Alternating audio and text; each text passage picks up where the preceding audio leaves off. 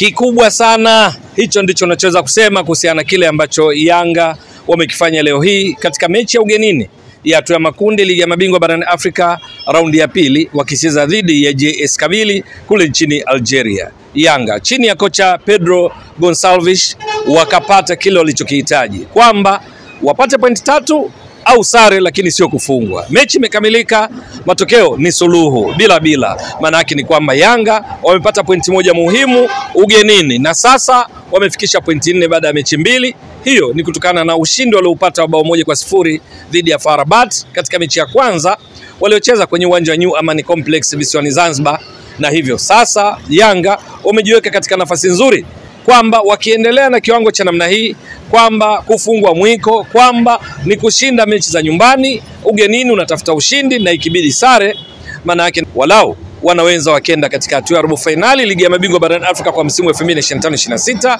na kisha kutimiza mipango yao ya kuvuka kutoka pia katika hatua ya robo finali kwenda nusu finali, ikibidi finali, ikibidi hata ubingwa, nani ajuaye. Lakini kimsingi Yanga chini ya kocha Pedro Gonçalves, Mreno huyu, ilicheza kikubwa. Tunasema kikubwa kwa sababu ilicheza kutimiza malengo ya mchezo. Tofauti na katika misimu kadhaa Yanga ikicheza ugenini, wakati mwingine ilikuwa inacheza kana kwamba inacheza nyumbani, inataka imiliki mpira. Lakini leo hii ilichocheza ni kuhakikisha kwamba mwenyeji anamiliki mpira, lakini kwenye matokeo Yanga wakapata walichokihitaji, ambayo ni walau sare, na wakapata suluhu ambayo inawafanya wafikishe hizo pointi 4. Yanga wametimiza lengo lao la kutopoteza mchezo na badala yake kupata pointi.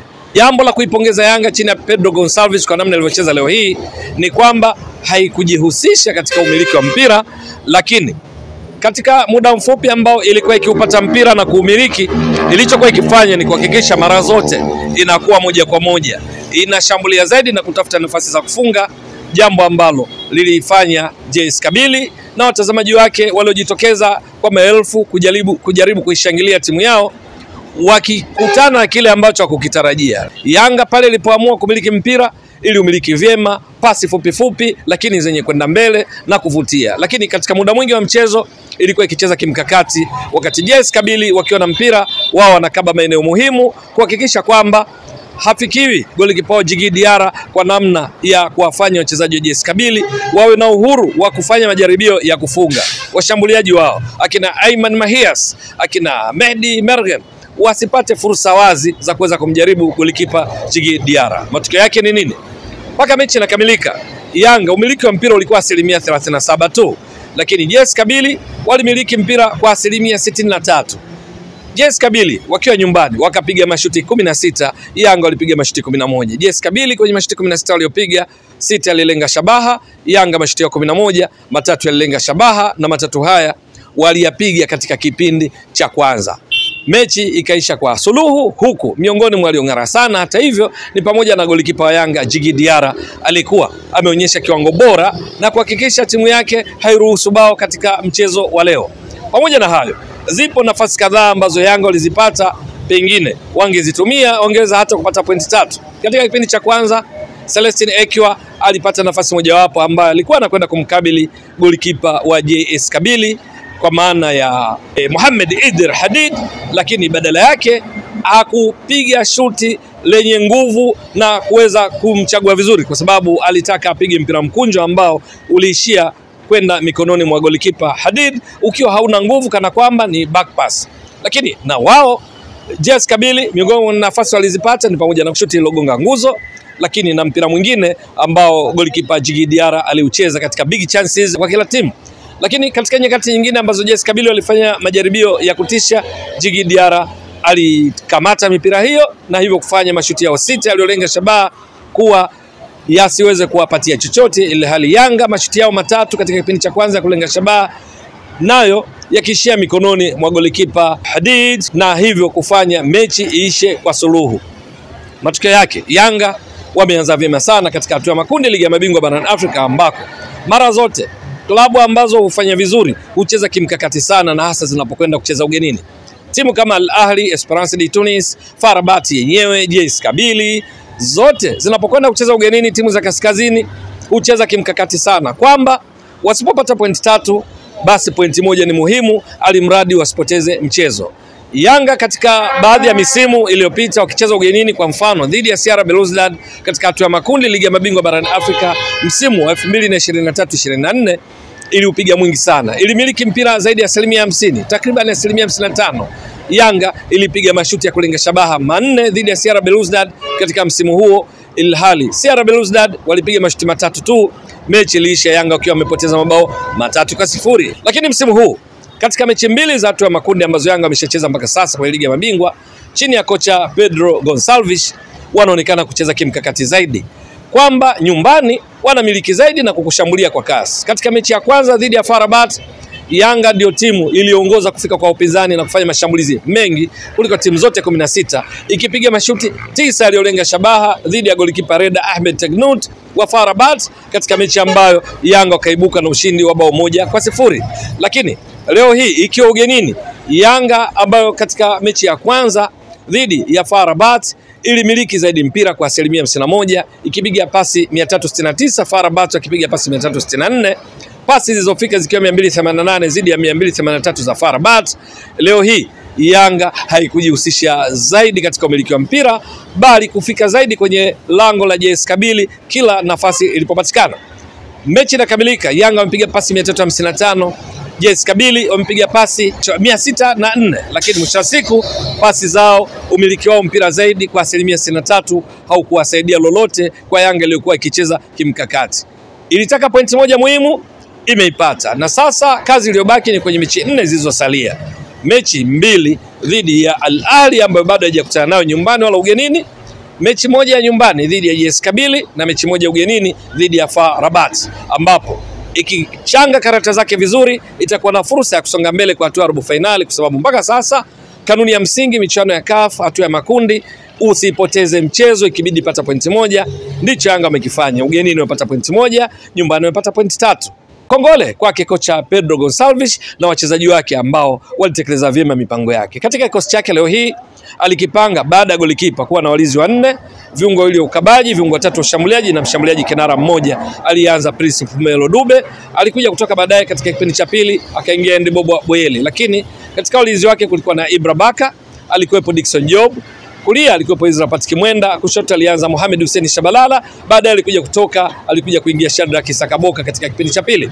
Eneo la kiungo alianza na Zuka Buya, Mudathi Yaya Abbas, Mudathi alikuja kutoka akaingia Mohamed Momo Dumbia, miongoni mwa mabadiliko aliyafanya. Lakini katika shambuliaji kulikuwa na Celestine Ekwa, alikuwepo Maxim Pia Nzengeli, Peodo Pacome Zouzoua na Prince Mpumelelo Dube alikuja kutoka kama nilivyotoka kueleza. Mabadiliko mengine yalihusisha kuingia kwa Offenchikola na Edmund John. Mwisho wa siku Yanga cheza yake kwa wastani ilikuwa haina uoga hata kidogo, ingawa ilikuwa ikiruhusu JS Kabylie kumiliki mpira, lakini si kwamba Yanga ilipaki basi.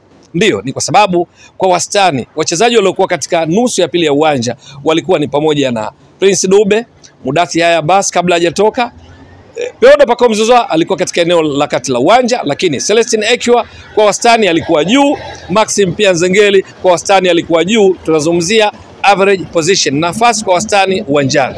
Mwisho wa siku Yanga kwa namna ambavyo walikuwa wakishambulia pale walipohitaji, lakini wakabadilika kipindi cha pili kwa kuanza kwa kukabia chini kabla baadaye kubadilika tena na kuliendea lango la JS Kabylie, wakapata walichostahili, huku wakiwazima washambuliaji wa nyota JS Kabylie akiwemo Ayman Mahious, Mehdi Mergem, kuhakikisha wanapata walichokihitaji na wakafanikiwa.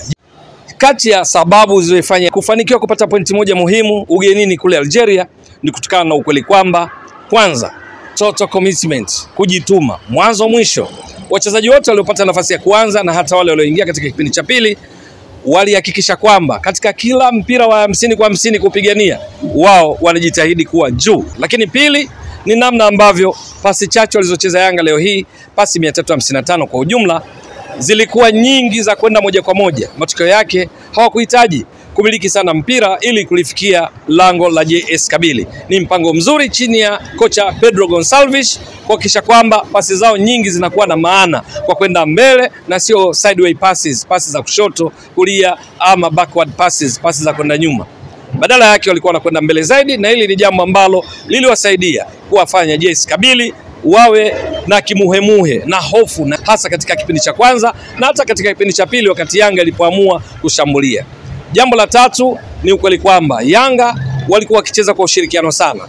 Ni mara chache kulionekana matukio ya mchezaji mmoja mmoja kutaka sifa binafsi. Selfishness haikuwepo, bali kulikuwa na ushirikiano wa kutosha. Lakini mbali na mambo hayo mazuri, likiwamo lingine la kutohadaika wala kubabaishwa na zomea mashabiki wa JS Kabylie walikuwa wamefurika vya kutosha huku wakishangilia timu yao, na wala kutobabaika na vitendo visivyo vya kimpira vya baadhi ya mashabiki kwenye lango la Yanga wakirusha vitu kuelekea kwa golikipa Djigui Diarra aliendelea kusimama imara sana. Lakini yapo mambo ambayo bila shaka Yanga watahitaji kuyaboresha zaidi ili kujihakikishia kufanya vizuri zaidi kwenye mechi zijazo na kuwapa furaha Watanzania, kuwapa furaha wana Yanga. Mojawapo ni juu ya kutumia fursa wanazojitengenezea wenyewe katika kufunga. Ndiyo, mechi imeisha kwa suluhu. Pointi muhimu Yanga wameipata ya ugenini, lakini zipo nyakati ambazo wangeweza kupata bao. Nafasi ipo ilimkuta Celestine Ekwa takriban nafasi 2, Peodo Pacome Zouzoua alipata nafasi 1 na kadhalika. Wakiboresha eneo hili la kutumia nafasi wanazojitengenezea wenyewe, hakika wangeweza kupata walau bao moja katika mchezo wa leo. Lakini jambo lingine la kufanyia kazi ni juu ya kuongeza ubora wao katika kucheza mipira ya juu. Mipira ya hatari iliyokwenda kwa lango la Yanga, baadhi yake ilikuwa ni mipira ya juu, ama crosses katika open play, mchezo wa wazi, ama mipira ya kutenga ambayo kwa bahati golikipa Djigui Diarra alikuwa vizuri katika kuicheza, hasa mipira ya vichwa kutoka kwa Ayman Mahious ambaye katika ligi kuu ya Algeria amefunga mabao 3, 2 ya vichwa, bao 1 kwa mguu, lakini likitokana na mpira wa cross ambao wapinzani walishindwa kucheza. Yanga walimdhibiti vya kutosha, ingawa mipira ya juu ilionekana kuwa tishio, na Yanga wanapaswa kuendelea kufanyia kazi kuhakikisha kwamba mipira ya juu, mipira ya kutenga haiwi tishio kwao. Vinginevyo wana mambo mengi mazuri ambayo kocha Pedro Gonçalves na wachezaji wake wanapaswa kuyaendeleza ili kuhakikisha kwamba wanaendelea kupeperusha vyema bendera ya Yanga, bendera ya Tanzania katika michuano ya Ligi ya Mabingwa barani Afrika, ili wasonge mbele zaidi kutoka katika kundi la ugumu, kundi B lenye timu kama Al Ahly ya Misri iliyotoa ubingwa wa michuano hii mara 12 na ikiwa ndio inashikilia rekodi. FAR Rabat iliwahi kutoa ubingwa wa michuano hii mara 1 wakati kitwa klabu bingwa barani Afrika mwaka 1985, na hii JS Kabylie ambayo ina rekodi ya kutoa taji hili mara 2, lakini wakati huo likiitwa klabu bingwa barani Afrika na sio ligi ya mabingwa mwaka 1980 na mwaka 1991. Ni kundi gumu. Baadhi ya mashabiki na wafuatiliaji wa mpira wa miguu wanaliita kundi la kifo, lakini mpaka sasa Yanga so far so good. Kilichobaki ni kufanya vizuri katika mechi zilizosalia, na hasa kwa kufanyia kazi mambo haya mazuri, kuyadumisha, kasoro kuzifanyia kazi. Je, itakuwa vipi? Ni swala la kusubiri. Mtazamaji wa Mbwaduke Stats Sport Next Level, endelea kuunga mkono channel hii kwa kuhakikisha kama una subscribe, una share, una like na kucomment. Mwasishaji wako ni mimi Ramadhani Mbwaduke almaarufu kama mzee wa data. Shukran jazilan. Bye bye.